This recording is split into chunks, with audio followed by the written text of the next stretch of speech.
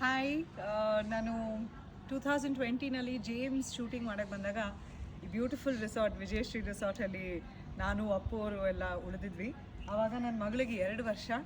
ಅವಳು ನೆಟ್ಟಿದಂಥ ಒಂದು ತೆಂಗಿನ ಮರ ಇದು. ರಿಸಾರ್ಟ್ ಅವರೇ ಇಲ್ಲಿ ಎಲ್ಲ ಮಾಡಿಸ್ತೀವಿ ನಾವು ಗೆಸ್ಟ್ ಕೈಲಿ ಅಂತ ಹೇಳಿ ಮಾಡಿಸಿದ್ರು. I am so happy to see 2025 ಈಗ ಇಷ್ಟು ಉದ್ದ ಬೆಳೆದಿದೆ. ನನ್ನ ಮಗಳ ಹೆಸರಿದೆ ಇಲ್ಲಿ. ಅದ್ರ ಜೊತೆ ಇನ್ನೊಂದು ಸ್ಪೆಷಲ್ ಅಂದರೆ ಅವಳು ನೆಟ್ಟಿರೋ ಮರದ ಹಿಂದೆಯೇ ಅಪ್ಪು ಅವ್ರು ನೆಟ್ಟಿರೋದು ಕೂಡ ಇಲ್ಲೇ ಇದೆ. ಸೇಮ್ ಟೈಮ್ ನನ್ನ ಮಗಳು ನೆಟ್ಟಿದ್ದು ಒಂದು ಫ್ಯೂ ಡೇಸ್ ಮುಂಚೆ ಅಪ್ಪು ಅವರು ಈ ಒಂದು ಗಿಡನ ನೆಟ್ಟಿದ್ರು.